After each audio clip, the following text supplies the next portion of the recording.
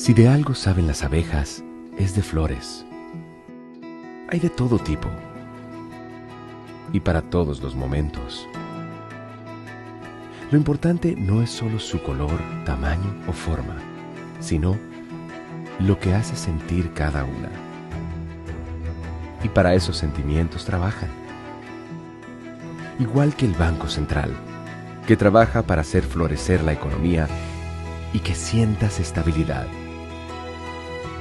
Para ese sentimiento de tranquilidad.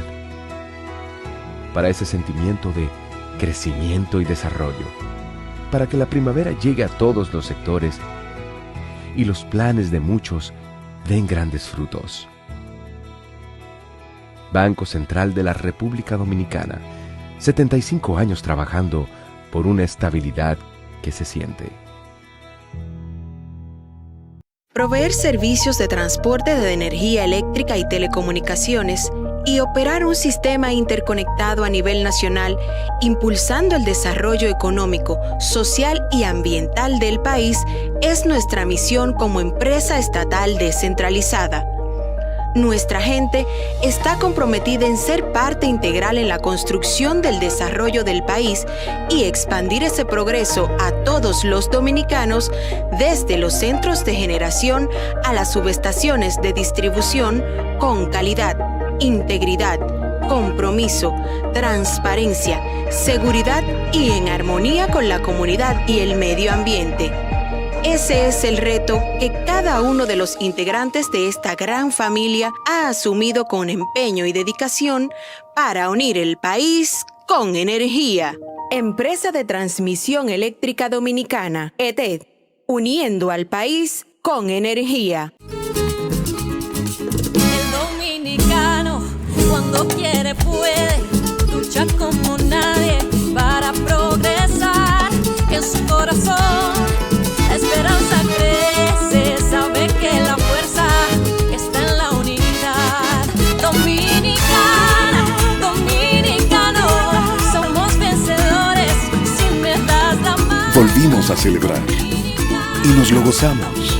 Recibimos a puertas abiertas la época más esperada por todos los dominicanos, donde trabajamos para que la solidaridad sea el mejor regalo del año. Banreservas, el banco de todos los dominicanos.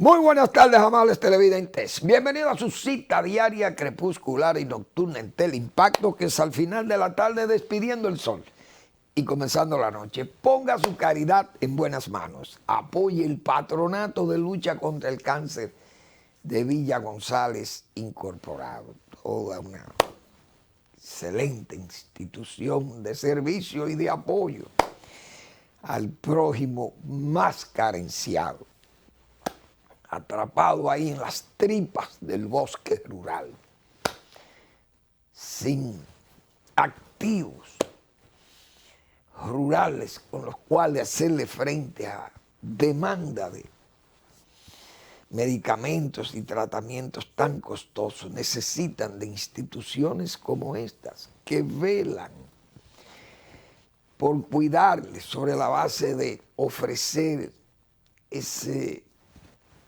don de servicio a la comunidad cuando reciben ese apoyo, esa caridad de un prójimo también, consciente de que hay una situación difícil en familias rurales pobres que no pueden hacerle frente a esa enfermedad con recursos propios y necesitan de estas instituciones regentadas por gente seria o presta a servirle con ancho ánimo al prójimo. Ponga su caridad en esas manos. 809-443-8010. También el Hogar Escuela Santo Domingo Sabio. Cuántas buenas oportunidades. Esta es otra para usted poner su caridad en las manos de los salesianos para formar jóvenes en alto riesgo. Gente que puede ser dañina para la sociedad si no se atiende. Y esta gente, señores, lucha por brindarle una buena formación ciudadana a jóvenes que sí pueden caer en esa delincuencia y en todos esos actos criminales que dañan la sociedad nacional. Apóyelos. Avenida Independencia, casi esquina Avenida General Gregorio Luperón en Santo Domingo. Bueno, quiero comenzar el programa por una parte tan importante que es la internacional, pero también están datos, detalles, noticias nacionales que son también básicas para poder uno comentarlas y sacar conclusiones. Pero vimos, como nosotros acostumbramos a hacer algunos comentarios de esa guerra de Ucrania y de Rusia y el comportamiento de eso, porque uno, claro, como seres humanos, cristianos, que además son occidente cristiano, y ese tipo de guerra, como hemos dicho nosotros, que no era necesaria porque no es justa, porque toda guerra es necesaria si es justa. Como hemos dicho, que no hay métodos ilegales para usted luchar contra un dictador. El magnicidio es legítimo para usted luchar con un dictador. Usted se imagina luchando en una dictadura de 30 años con Trujillo aquí. El magnicidio era justo. Esas cosas nos ponen a que tengamos que ser solidarios con la razón. Y la razón ha estado de parte del agredido, que es en este caso Ucrania, un país más pequeño que Rusia, mucho más, 6 u 8 veces tal vez, aunque es un país grande. Ucrania es uno de los países europeos más grandes, pero Rusia es el país más grande del mundo, es enorme, 11, creo que tiene 11 usos horarios, una cosa de loco. Y es un país que tiene también, qué sé yo, una riqueza también que sextuplica o septuplica, qué sé yo, la de Ucrania. Es decir, un país poderoso es Rusia. Y agrede este país por cosas que son producto de esa imaginación y de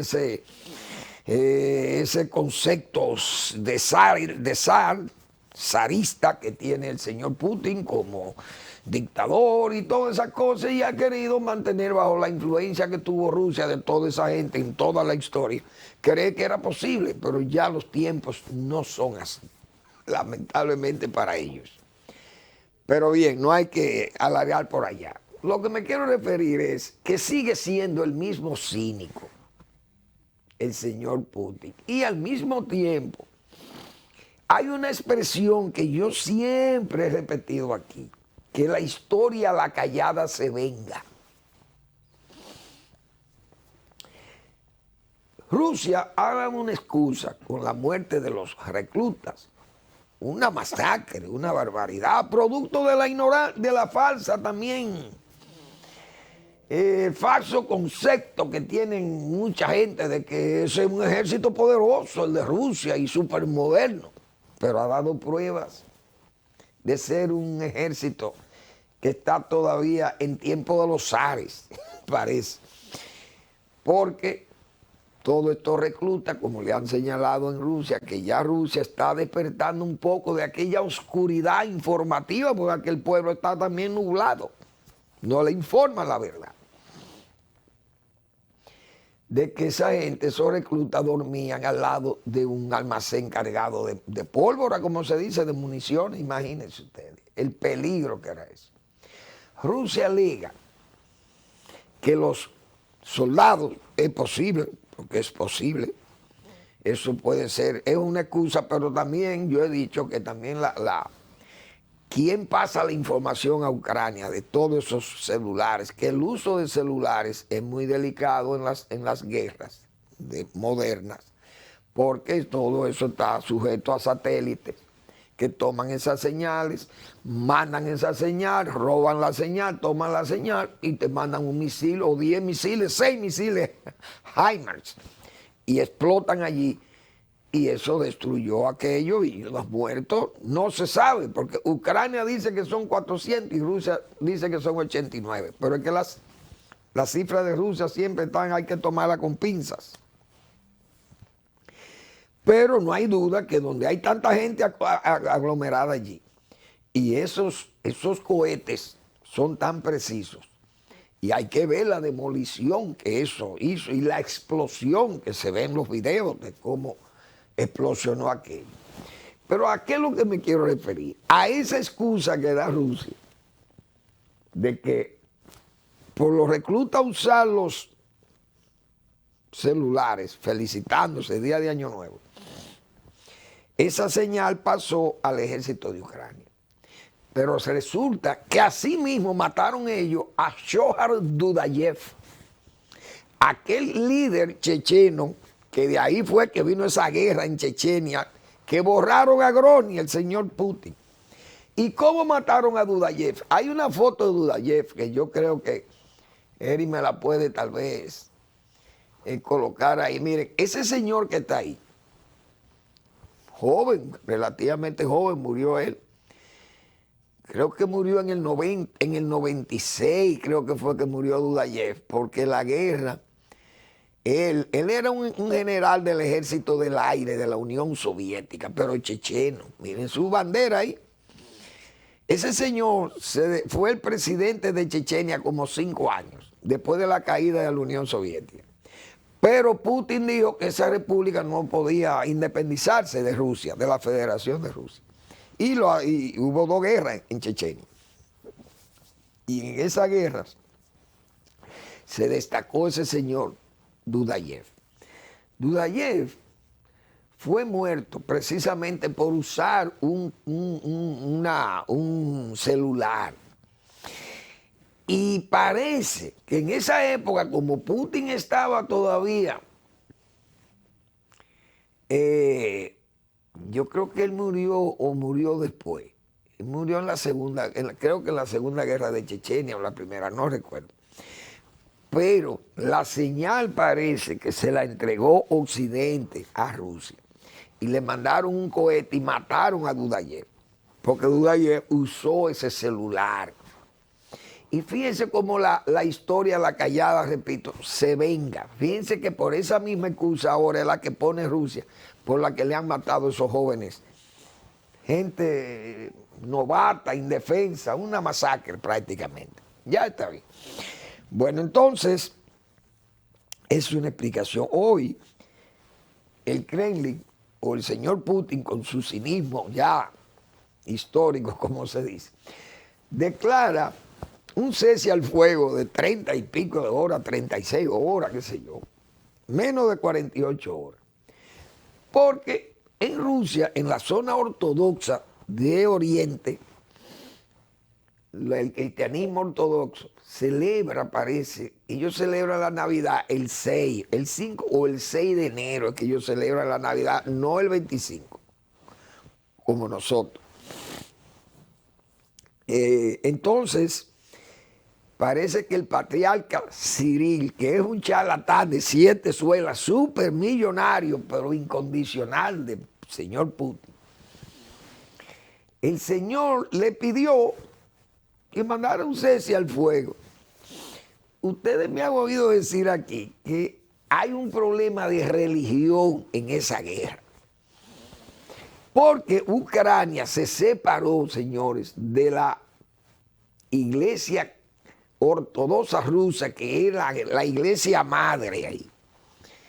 Una iglesia que estaba desde 1600 y algo, 1680, qué sé yo, por aquellos años allá. Estaba adscrita a la iglesia de Rusia. Y en el 2019 los ucranianos decidieron separar las iglesias. Pero resulta que uno de los lugares más sagrados del cristianismo ortodoxo está en Ucrania, que se llama las cuevas de Kiev. Eso es una cosa terrible, porque esos son países muy cristianos también. Son cristianos ortodoxos, de la iglesia vieja, el cristianismo viejo de Oriente. Entonces, Putin accede al pedido que le hace el patriarca Kirill. Kirill.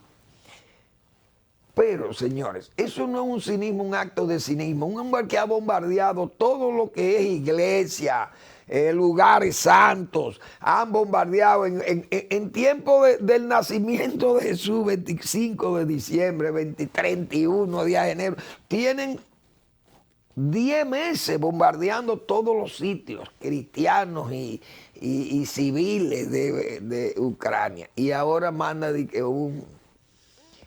un cese al fuego, una cosa cínica, de verdad. Esa guerra no puede, él tiene que retirarse de ahí porque es que va a ser peor para Rusia. Miren, ese precio del petróleo hoy a $72 y el precio de Rusia a 60 para los países que le han puesto las sanciones. ¿Cómo van a resistir eso? ¿Cómo Rusia va a resistir una caída del petróleo? Porque es que Occidente lo va a quebrar. Y esa es una forma de quebrar a Rusia. Que ese petróleo se vaya al suelo. Y eso lo hace Estados Unidos y lo hacen esas potencias occidentales porque tienen el mecanismo. Entonces ahora como está China, dígame usted, que son millones de chinos que se están enfermando de este virus. De ser centenares de millones de chinos. Oigan cómo es que está China. Y la amenaza de la India que está al lado, que yo no sé si esa población india, cómo estará el COVID ahí todavía, pero India parece que tiene más control porque vacunaron. Pero en China, con este desastre que tiene China, y es el soporte de Putin para fines comerciales, ¿cómo va a aguantar Rusia esta guerra? Es imposible.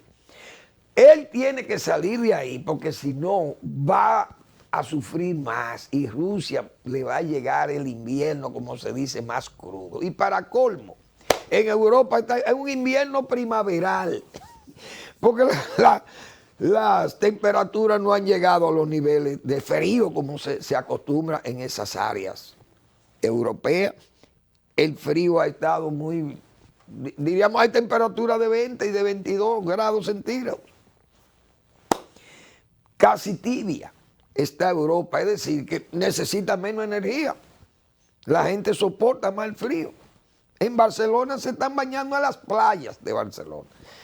Bueno, vamos a ver cómo sigue la guerra, pero la guerra va tomando un giro que Rusia no va a soportar, eso decimos nosotros. Por más armas que tenga el Kremlin, ustedes saben lo que es Rusia, la gran Rusia, dependiendo en armas de Irán y de Corea del Norte, y humillada ante China, que lo ningunearon los soviéticos a Mao y a todos sus chinos. Esa es la verdad, la única verdad que estamos viendo en esa zona de guerra hoy de Europa.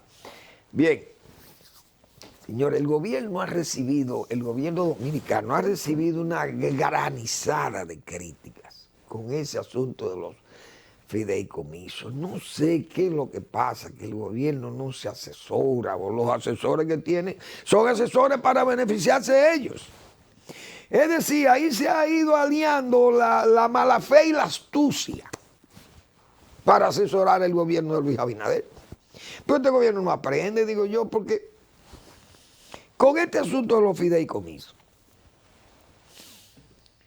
primero pasó con Catalina, con ese fideicomiso de Catalina. Trajo una serie de críticas, todo el mundo aquella vez de los que se estableció la ley de fideicomiso y que esa Catalina se iba a estar bajo un amparo de fideicomiso, pero bueno, hubo una serie de señalamientos que le hicieron los especialistas de que eso no tenía una ley que amparara el fideicomiso público. Trajo una serie de críticas y el gobierno tuvo que admitir que se equivocó.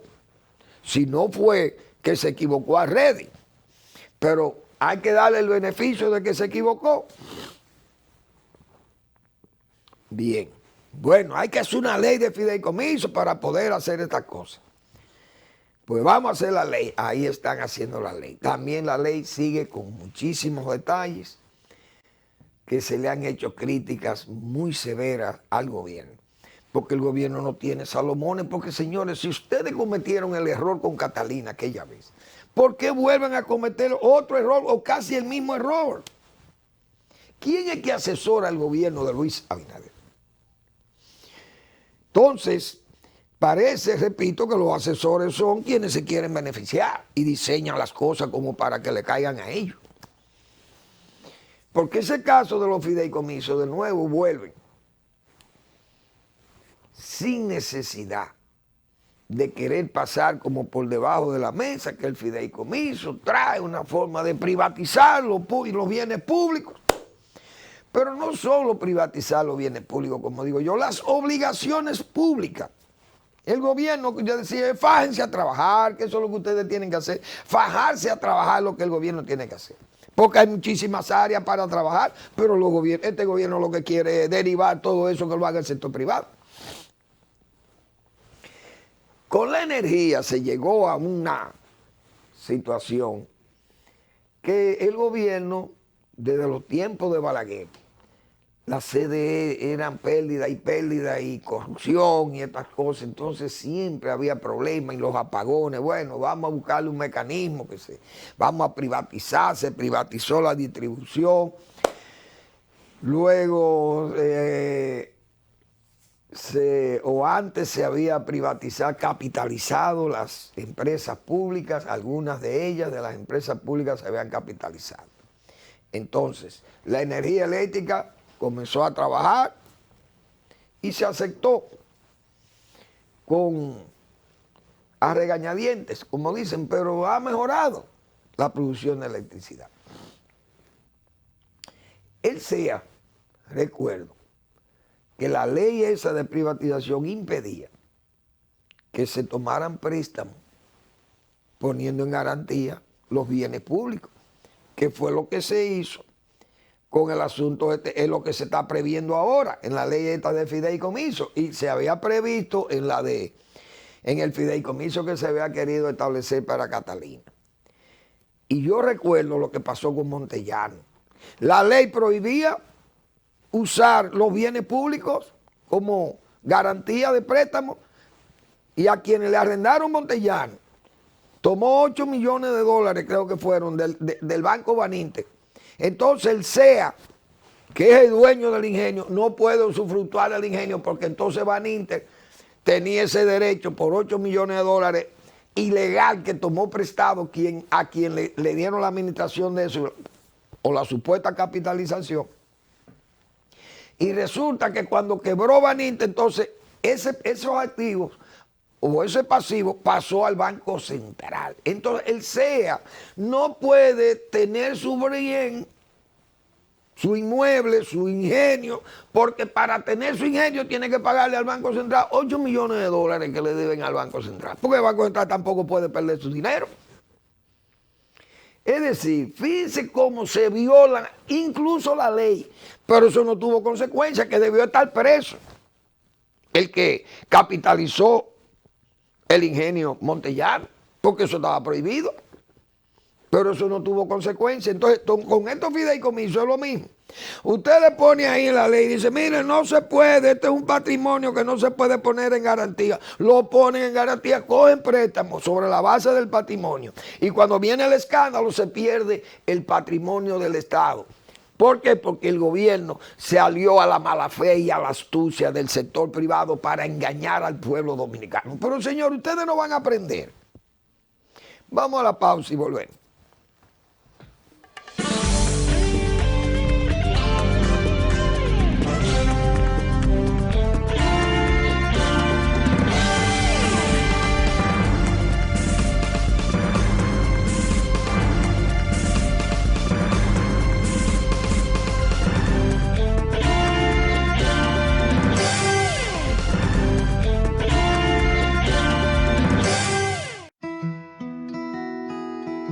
Si de algo saben las abejas, es de flores.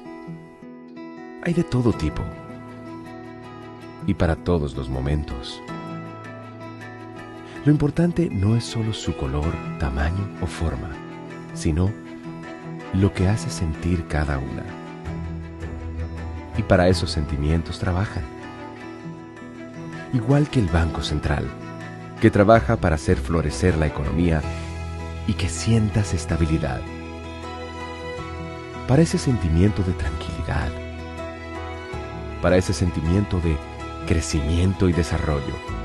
Para que la primavera llegue a todos los sectores y los planes de muchos den grandes frutos.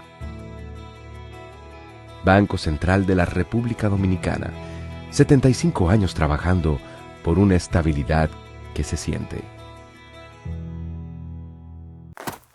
Llegó mío, mío, mío, mío, mío. Llegó mío, mío, mío, mío, mío. Si tú quieres talante y quieres resolver, Reserva trajo algo que te va a poner a valer. Mío, mío, mío, mío, dile adiós al FT. Mío, mío, mío, mío, dile adiós al FT. Llegó mío, mío, mío, mío, mío. Ahora estos son de lo mío, ahora estos son de lo mío. Desde tu celular tú lo puedes controlar. Recibe y envía tu dinero ya. Desde tu celular tú lo puedes controlar. Paga todo con de lo mío y pila de cosas más. Ahora estos son de lo mío, ahora estos son de lo mío, ahora estos son de lo mío, ahora estos son de lo mío, ahora estos son de lo mío. Mío. La cuenta de pago electrónico es un producto Banreserva.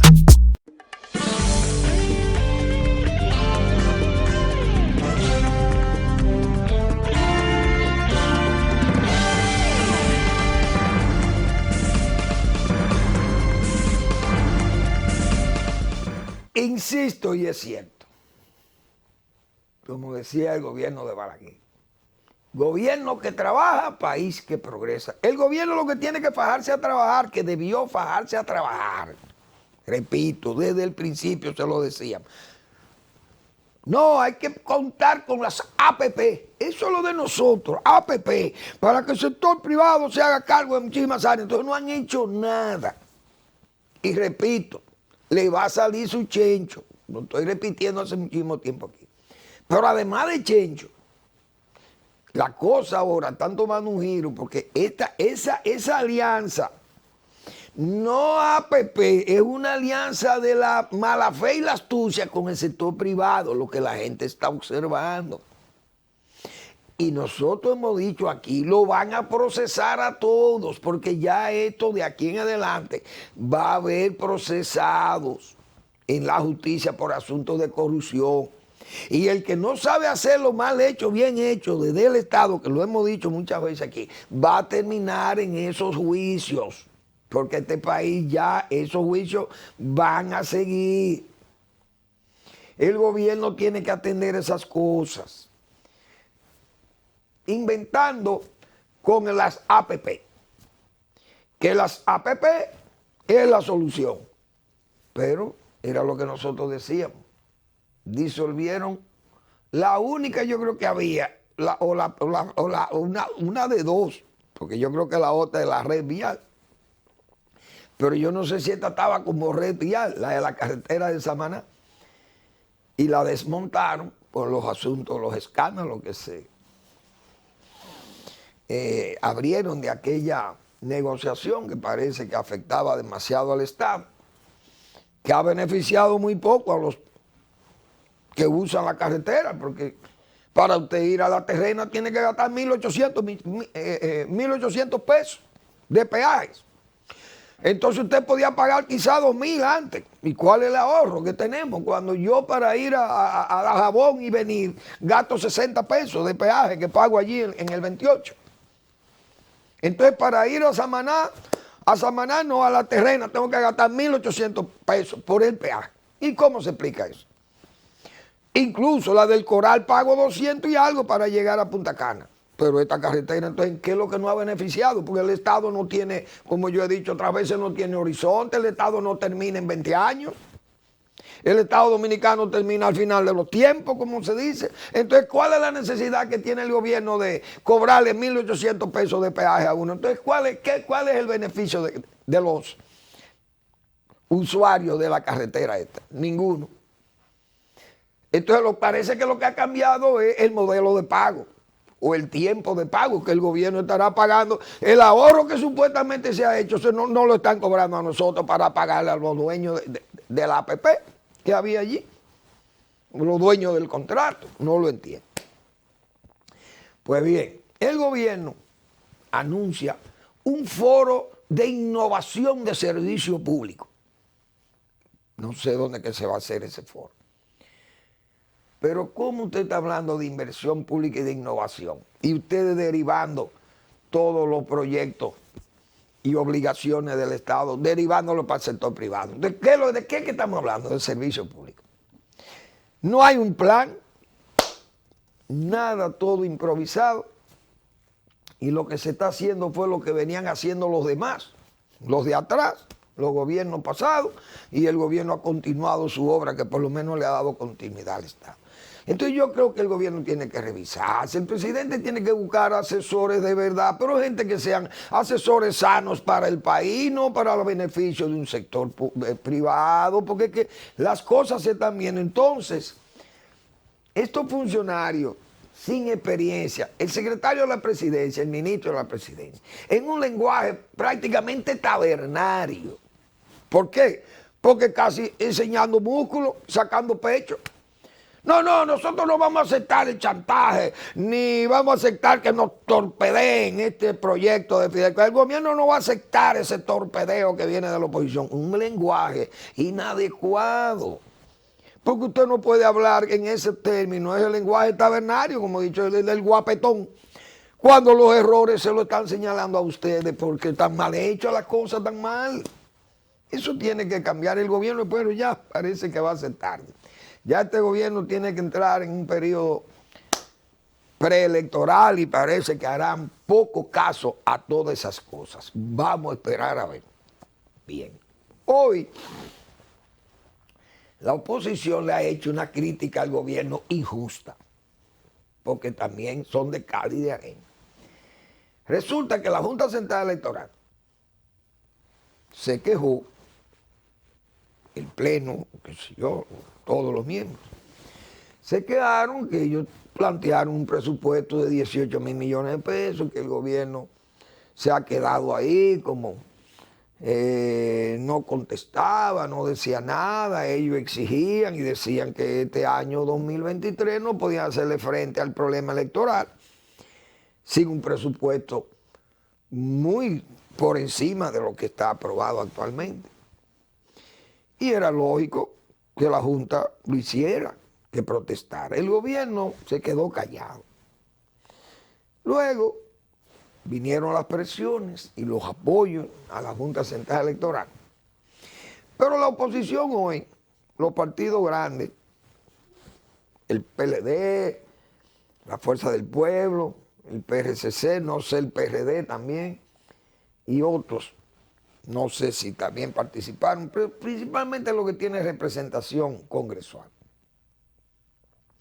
han protestado diciendo que eso puede inducir a que la Junta Central Electoral sea como narigoneada por el gobierno, porque el gobierno en este caso esperó a que tuvieran que irle a rogar, esperar el rogatorio de la Junta, y que entonces ahora, después de rogarle eso, el gobierno entonces le da el dinerito, le da un avance, o le da lo que ellos piden, pero se lo da como con una condición, como condicionándolo a que tiene que haber una Junta Central Electoral parcial. Y yo creo que es injusto. ¿Por qué digo que es injusto? Porque todos los gobiernos han actuado así. No hay un gobierno de la época democrática aquí en el país que no le huya a la Junta Central Electoral, porque siempre la Junta Central Electoral uno sabe que pide esos dineros por adelantado, y los gobiernos no les gusta dar esos dineros por adelantado porque saben que es mucho dinero siempre para montar unas elecciones, pero bueno, no queremos democracia. Pero se es injusto con el gobierno, porque pensar que el gobierno lo hace agrede como para ver la Junta humillada y de que eso le sirve de narigón para tener la Junta como a su favor y que tenga que ir a rogar la Junta también, y que cuantas veces necesiten del gobierno, el gobierno lo va a tener como, le va a tener como esa soga ahí, como ese dogal. Yo no creo. Es la costumbre de siempre. La oposición ha actuado, yo creo, en forma muy agresiva contra el gobierno. Porque es que, repito, todos los gobiernos han actuado así. Lo que tienen que ser los jueces de la Junta es serio. Que esa conducta que no le puede el gobierno exigir, que se humillen, que se arrastren, que vayan como reptiles o como aves rapiñeras o rapiñosas de estas que vienen y se posan para conseguir o lograr sus objetivos. Esos jueces no tienen que actuar así. Ellos lo que tienen que ser es serios, los jueces, que eso no le doblegue, porque el gobierno le vaya a complacer dándole el dinero, porque ese dinero, primero, no es del gobierno.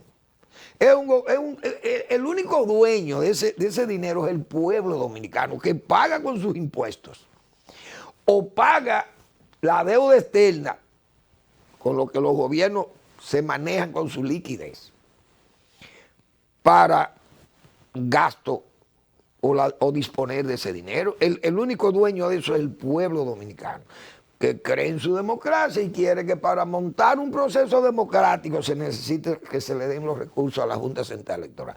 Pero la Junta no lo puede dilapidar porque no es para votarlo ni para robárselo. Pero tienen que ser serios. Y yo recuerdo esa expresión de Julio César. No la de la mujer del César, no. La del derecho. Si el derecho ha de violarse, se hará para reinar. De lo contrario, hay que respetar la justicia. Usted tiene que respetar el derecho, hay que respetar la justicia. Entonces, la Junta Central Electoral lo que tiene que hacer es tomar su dinero y usarlo racionalmente, como tiene que usarlo. Y que el gobierno está en la obligación de entregarle ese dinero, porque el proceso democrático no es propiedad del gobierno dominicano. El proceso democrático es propiedad del pueblo dominicano. Vamos a estar claros. Por tanto, la oposición ha actuado muy agresiva contra el gobierno con eso, porque también hay que ser justo. El gobierno tiene todo el derecho de escuchar la Junta Central Electoral y analizar las partidas, porque, señores, es mucho dinero también. Y los gobiernos, después que recaudan esos dineros, quisieran utilizarlo para fines de sus enfoques electorales o electoreros que tenga el incumbente o el imperante de turno. Creo que son 10.000 millones extra que pide la Junta Central Electoral, pero fue lo que explicaron ellos, los jueces, de que en el 2023 que hay que montar las elecciones. Y es verdad. ¿Por qué? Porque los equipos que hay que adquirir, los entrenamientos que hay que darle al personal, el alquiler de qué sé yo, de locales o almacenes y la elaboración de boletas y de qué sé yo, toda esa logística que se necesita para montar un proceso de elección de 7 u 8 millones de electores que ya somos los dominicanos. Es decir, es un proceso fuerte, complicado y costoso. Hay que entenderlo así. Y el gobierno entenderá, bueno, vamos, que me expliquen con más claridad a ver por qué tanto dinero. Eso es entendible. Y eso, repito, lo han hecho todos los gobernantes nacionales. Así que no le luce a la oposición, repito, hacerle una exigencia de ese tipo al gobierno, porque todos han estado en el gobierno, todos. Vamos a la pausa.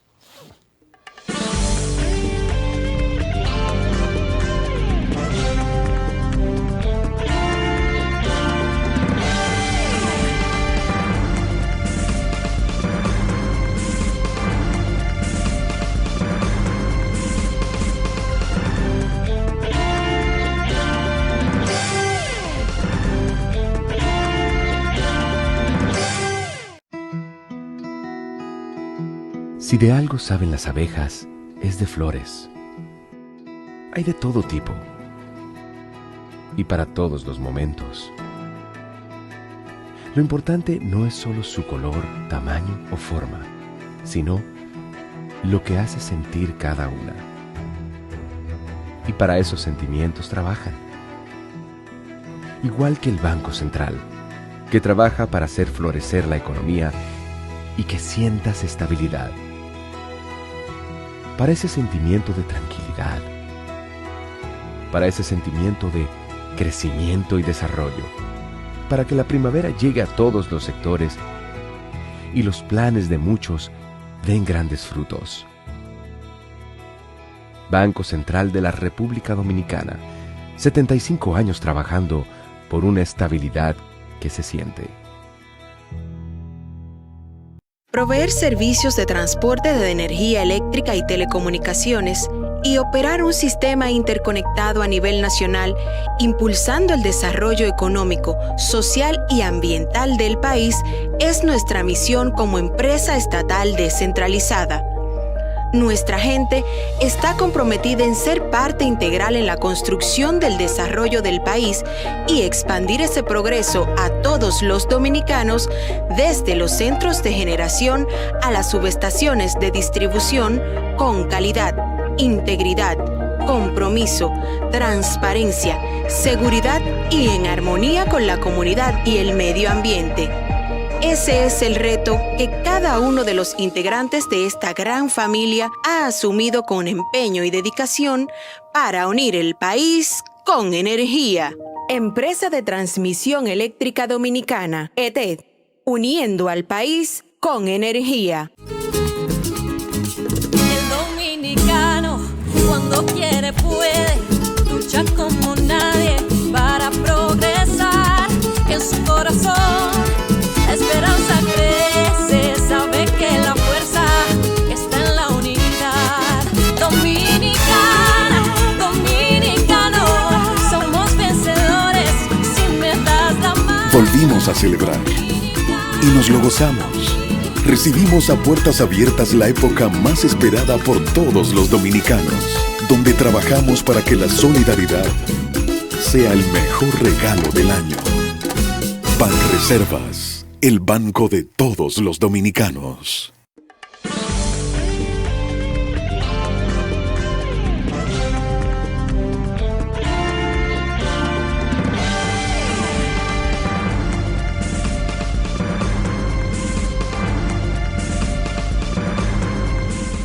Bien, hoy es jueves y el doctor Marino Vinicio Castillo publicó ayer su blog La Pregunta. Y eso es lectura, digo yo, obligada, porque es verdadera pedagogía lo que da el doctor Marino Vinicio Castillo con sus meditaciones sueltas, todo ese espacio que tiene el doctor Marino Vinicio Castillo. Como hemos dicho nosotros otras veces, la soledad mejora el pensamiento, mejora la reflexión y le da. Vienen, se acercan muchas cosas y más a una cabeza de patricio romano como tiene el doctor Marino Vinicio Castillo y ese recto juicio de razón y de palabra, cargado de vivencias, experiencias vividas en este país y en el mundo, de toda su vida, la parte vital y profesional del doctor Marino Vinicio Castillo. Y la verdad que tener una mente, una personalidad, una memoria viva como la del doctor Marino Vinicio Castillo, brindándonos esas experiencias, esas vivencias, brindándonos las escritas ya y bien pensadas, bien, qué sé yo, buenas propuestas, buenas reflexiones. Yo creo que eso es un privilegio que nos damos los lectores de ese blog La Pregunta del doctor Marino Vinicio Castillo. Muy bien. Bueno, hay quejas con el asunto del plátano y el sector agropecuario, que es un sector que a mí particularmente me preocupa porque es mi formación de agrónomo y mi vida, como dice, tengo que confirmárselo a la gente aquí, mi vida ha sido de ingeniero agrónomo prácticamente toda, excepto los tiempos que estuve en el bachillerato y en la escuela primaria. Pero después de mi vida universitaria, es decir, Manuel Fermín lo que ha sido es un agrónomo, un ingeniero agrónomo, un técnico del área agropecuaria. Aunque muchas veces la gente me ve con estos atuendos y me dicen doctor y licenciado y de todo. Bueno, pero es muy comprensible esa situación.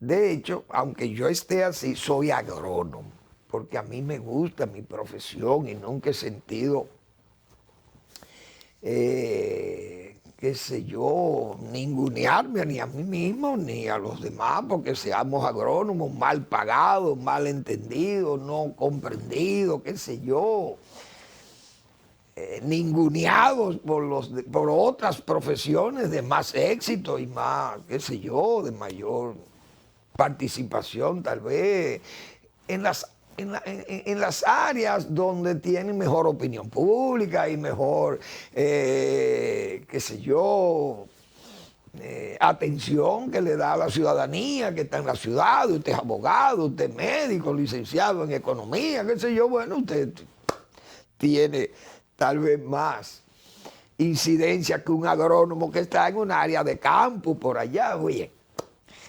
Pero eso es asunto vocacional. Vamos a estar claros.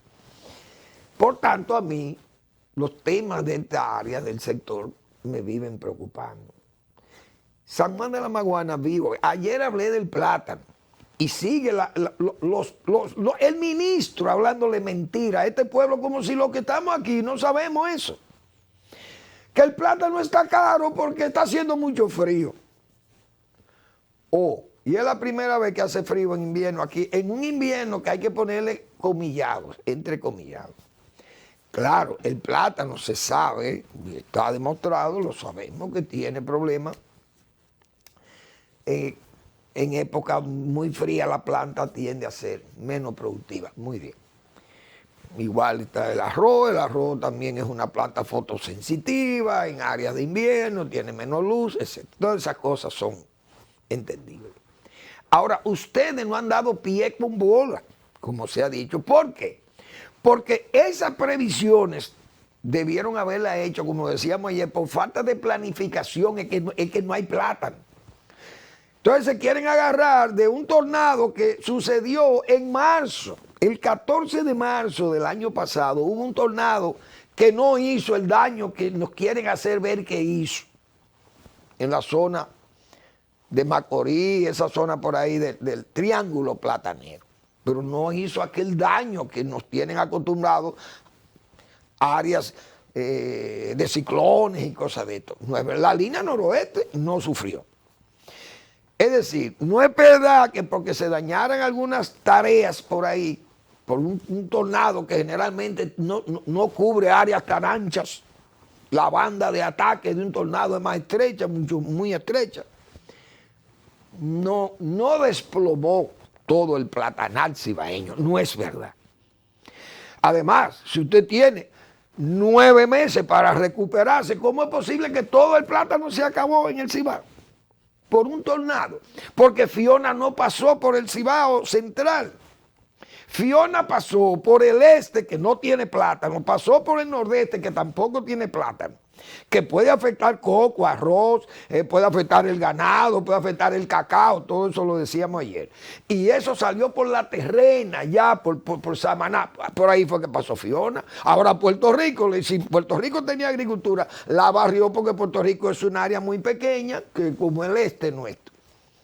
Le pasa esa banda ciclónica por ahí, se lleva todo lo que hay en Puerto Rico. Pero nosotros no fue así, porque a Barahona y la zona platanera de Mao y en Moca y toda la zona de ahí de Salcedo no hubo viento, porque ni en Macorís, señores, ni en San Francisco de Macorís hubo viento. Entonces, le están hablando mentiras.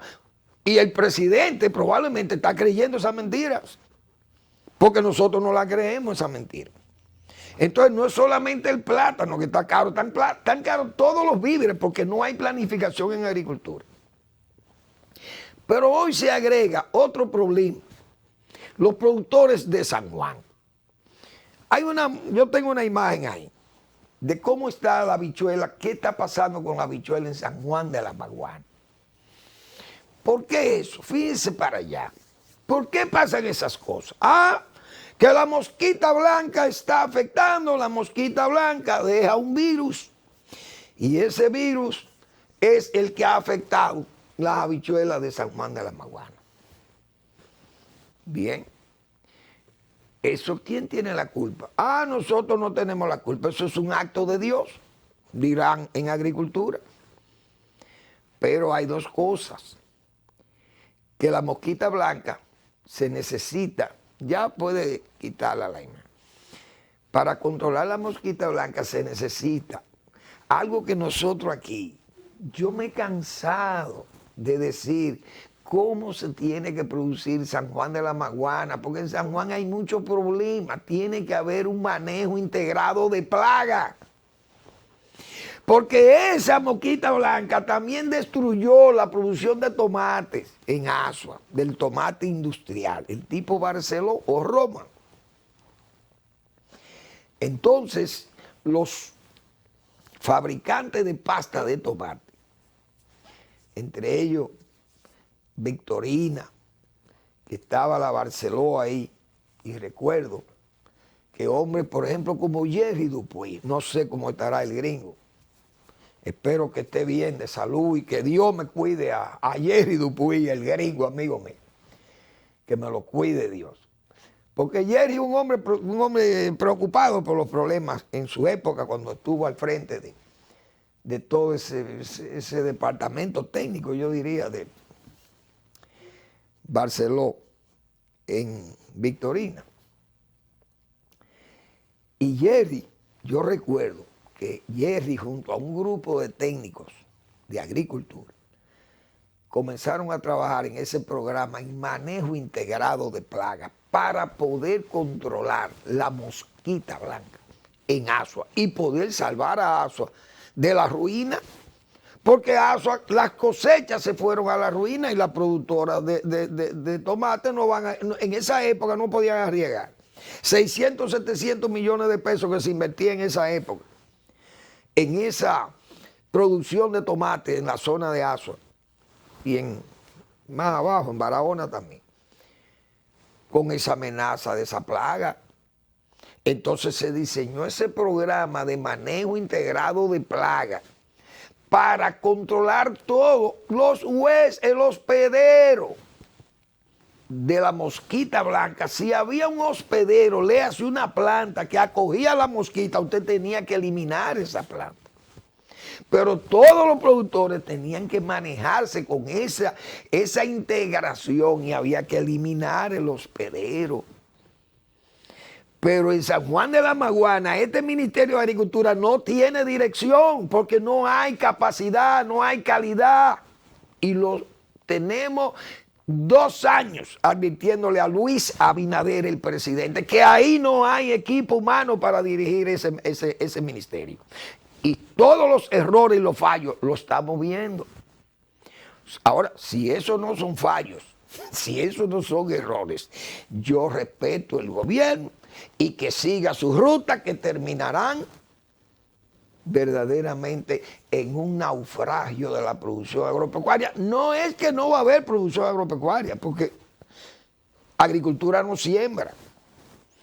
Si aquí, yo lo he dicho no sé cuántas veces, se puede cerrar el Ministerio de Agricultura, ciérrenlo ahí.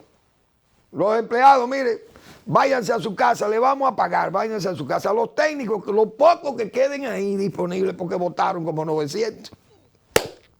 Y hay otra lista como de 700 que van a pensión, imagínense, ahí no va a haber agrónomos. Miren, los agrónomos, váyanse de ahí. Cierren el Ministerio de Agricultura. No es verdad que el pueblo se va a morir de hambre. Los productores nacionales van a seguir produciendo sin agricultura. Y menos, sin reforma agraria, menos todavía. El INDRI tal vez se necesite porque hay que regular, hay que controlar las aguas, mejorar los canales, etcétera. Y las juntas de regantes no tienen las capacidades. Está bien el INDRI. Pero agricultura usted la puede cerrar.